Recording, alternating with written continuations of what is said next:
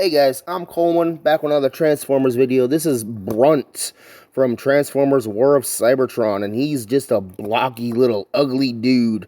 Brunt was like foot soldier general repair guys that Trypticon would be able to use occasionally, and I'm glad that they I think Brunt was actually just a tank, so it's kind of cool that they brought Brunt to have a robot mode.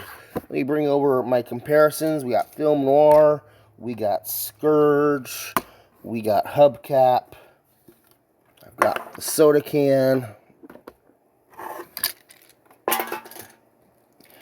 we've got the car guys, and we'll be bringing Barricade back in a minute. And let's bring in Six Shot. Alright, so I've got Six Shot and Brunt here in their robot modes, and I know they weren't friends at all, but they were counterparts to each other. You know, Metroplex had Six Shot and Trypticon had Brunt, and it's interesting to see how the Decepticons do their weapons masters, or their weaponizers, or whatever you want to call them. You know, the Six Shot, he's got lanky kind of proportions, and, you know, kind of heroic, and Brunt is just this big old beefsteak of just beat crap up, really. So, Brunt, like the other weaponizers, well, okay, articulation first. I like his head sculpt. It's very Battlestar Galactica Cylon-y, and it wraps all the way around, except I really wish they would have done something with that weird gap in the back of his head. That is just kind of that's just a little unsightly. You know, everything else is actually pretty nice looking on him. Very few, you know, not any gaping, ugly holes or anything like that, you know. So, first we're going to go into his articulation. Swivel at the head, swivel at the shoulder, up and down at the shoulder, swivel at the shoulder, nice elbow joint. He's got opening claws, which is cool. He's got the gun mounted there. He's got a swivel waist, universal jointed hips, decent knee articulation. Part of his gimmick. And then he's got ankles that will tilt inward so you can get some nice widespread stances. Transformation. I want to say this plate comes off. Both the arms come off. That gun comes loose, and you can take the barrel off, which is kind of cool.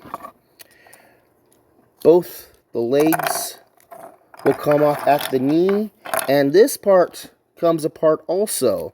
So you end up with a torso and a bunch of loose limbs and a backpack. Yeah. I believe you can take the head and leave it in place, twist it back like that, bring the entire chest up, and that's going to make the front end of the vehicle. Push that part in, and then you can turn this around, and you don't need to take the torso apart to transform it into what you need for the vehicle mode. You're going to want to fold these parts in. But let's go ahead and take them apart completely. We will bring those parts back out so that we can go ahead and I need to bring that part out also. Let's bring Barricade back in. I'm going to keep his shoulders bent downward. We're going to take his part off right there. And let's go ahead and plug in him right here in the back there. I'm going to put these legs back in that place, and we're going to bring the legs up over his shoulders like some weapons cannon sort of things, immediately making them very top heavy. Let's see here, the feet.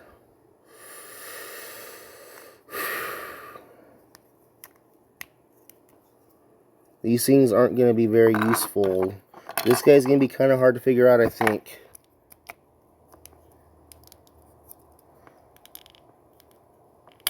Oh, I am breaking my toys on camera.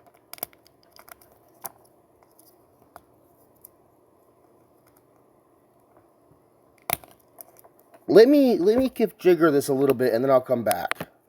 Okay, so it's kind of silly, but I decided to put the arms on the feet because they were flat enough to do that with. I put the torso on his back and up over his shoulders like some over-the-shoulder guns. And I just mounted the big old giant gun on his forearm. So he's rocking kind of a powered-up Megatron thing going on. And he's got this giant cannon that's as long as he is tall. Like, that is... Let's just... Yeah, it's almost as tall as he is, taller than him without the... And I took his light bar thing and I stuck it on the end of the gun like that. I thought that looked kind of cool. So, yeah, there's stuff you can do with Brunt, and yeah. So, let me get the stuff off him. So, we've got Brunt in his accessories, in his pile of junk mode here, and these feet really are best for, like, maybe being shoulder-mounted weapons with these barrels. And I connected them together. This one foot has this hidden hinge, so you can stick them together like this, and then you can make the big old gun thing I showed off in the armored mode like this. So this is kind of cool, and you have the handle back there, so big old cannon thing. I'm not sure what to do with these other than making them feety, or they can be, you know, added on arms and, like, be just construction lifting arms, right? And, like, Brunt isn't a very good weaponizer because it's hard to figure out what to use his stuff with. The best use for his stuff really is to combine with other weaponizers and armorizers and stuff and make the big old conglomerate monster things, and I'm going to have to look into figuring that out. But Brunt still does have a vehicle mode. In order to get that vehicle mode, we have his main torso piece here. I mentioned you really don't need to take out the legs, but you can, you know, do something with that. Make sure to fold that handle underneath his chest, and you know, he's going to be like this. Let me adjust that down for a minute.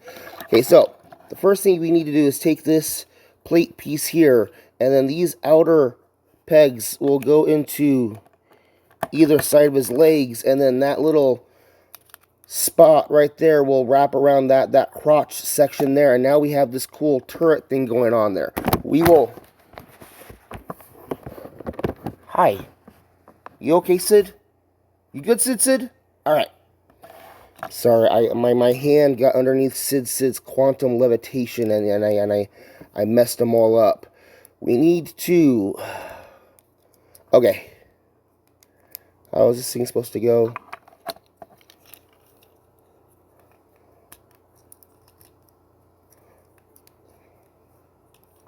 I want to say it's supposed to be like this. We peg the arms on to either side. And no, that isn't correct. Oh. No, here we go.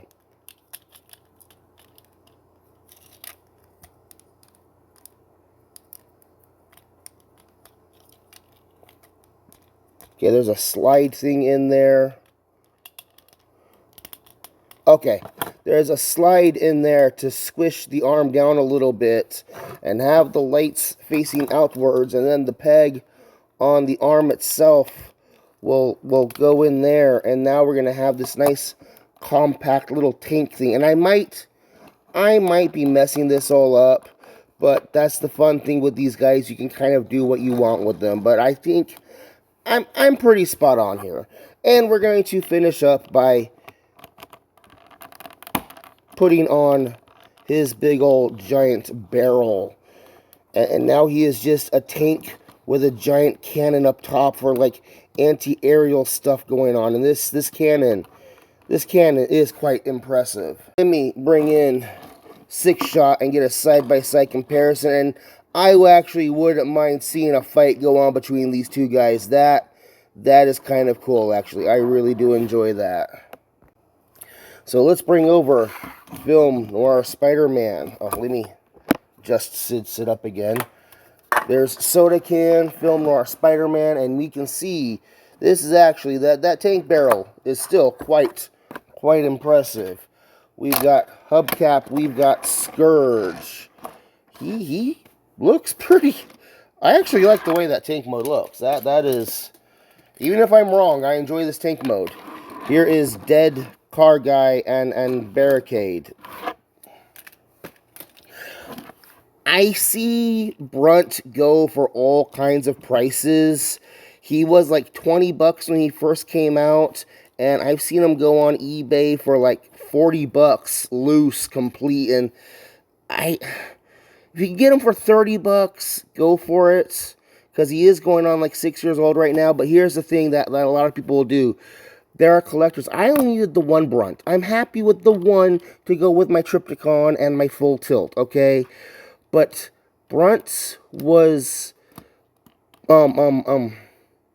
presented as an army builder. Like, there's hundreds of Brunts out there. So there are guys out there that will buy 5, 6, 10 Brunts so they can have them all lined up, and then because you can combine the parts back and forth, they build these giant Brunt monstrosities. And just, if you need the one, you're going to be stuck probably paying about 40 bucks. Try and get them for less, alright?